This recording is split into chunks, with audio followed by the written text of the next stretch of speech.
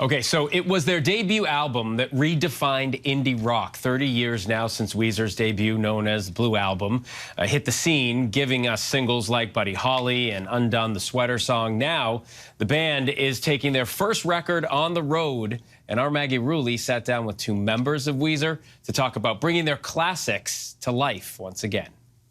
Your songs stick with you. I think so many of us have been singing them now for 30 years. I know for me, Buddy Holly, Say It Ain't So. I mean, I can always go word for word with your lyrics.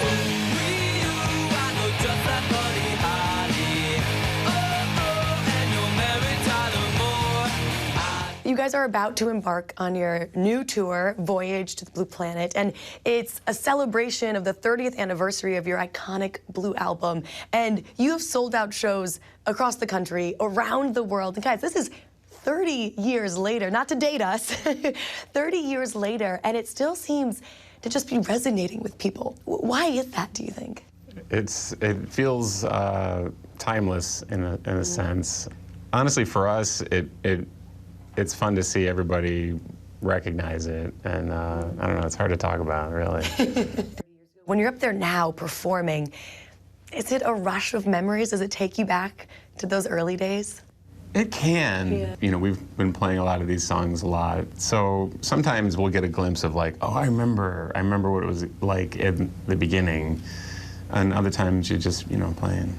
Yeah, I'm usually pretty in the moment, like trying not to fall off the stage or step into the pyro or something, but also like the audience is so fun to watch. Yeah. They're hilarious, the way they dance or they sing or whatever the clothes they're wearing. So I just enjoy watching them. When you are up there, are there ever moments though where you don't want to perform those mega hits? Are there songs from the album that you're excited to play that maybe people aren't as familiar with?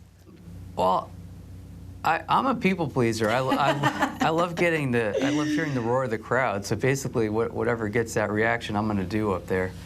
That being said, I think every tour we like to mix in a few songs that we are super excited about, something new or something rare that's just super fun to play. And the audience, I think they appreciate it, even though sometimes they don't know the song that well. They just can tell that we're losing our minds up there enjoying it, so it's pretty infectious. In addition to your music, a huge part of your albums were the music videos. I mean, I'll never forget watching the video for Buddy Holly. What do you think of the state of music videos today? I think they're 7 seconds long, and then I go like this, and it's a new one. There's a ton of talented people out there doing a lot of amazing things. I mean, the tools are in everyone's hands now, and it's just different, you know, but I'm glad we did what we did. Can we expect to see any more epic music videos from you guys? Yes. Really? Yes. Ooh. Can't say more. Give us a tease. Give me a little bit more. Maybe more than a video. Really? What could that even mean? Just have to find out. Oh, now I'm thinking all crazy thoughts about what you guys are going to do. You mentioned that grunge was popular when you guys were writing that first album. I know you were also into metal at some points. Your style isn't really those things. So how did you find your style? It's so unique. How'd you gain the confidence in that style? It took a while. Like the whole first year of Weezer wasn't quite gelling. Like I still had really long hair, and I was still trying to scream like I was in Nirvana or something. You can't fight who you are and how your voice is constructed. So eventually you kind of give in and say, okay, this is who I am. This is the way my voice sounds. This is the kind of melodies I react to. So let's just go with that. And maybe nobody's going to like it, but this is who we are. Sitting across from you two right now, it's pretty rare in the music industry to have a partnership like yours. You've been playing together for 30 years. You've really come up together. You became this iconic band together, and here you are, still together. That's hard in any industry, so what's your secret? I mean, we're like 7 different people since then, so at some point I think you just get a perspective and you're happy and you're grateful for all the good things that have happened, and you know, maybe you're not as angsty about stupid things anymore. I don't know. Yeah, I think we're just naturally a great match for each other creatively. So there's just I can't imagine trying to do any of this without Patrick. So it's nice to say. That's really sweet. Yeah. And I definitely can't do anything unless, you know, Rivers is there. Yeah. And then I know for myself, like being married now 17 years and working on that relationship, couples therapy, learning how to communicate, you have to go through that. And I developed a lot of skills, which I think has helped me in my relationships with the band and everywhere in my life.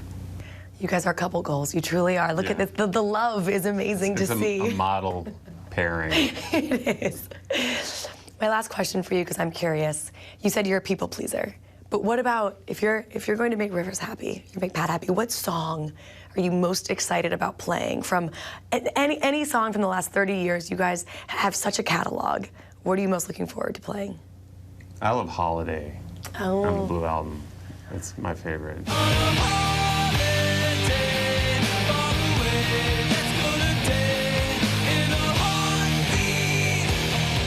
how come?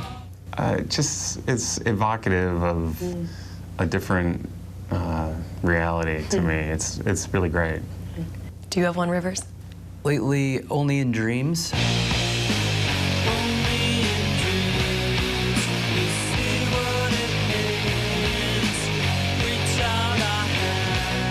Which is the last song on the Blue Album, and it has this very long double guitar solo, so all four of us are kind of shredding together in harmony. It's a very magical moment every night. Yeah.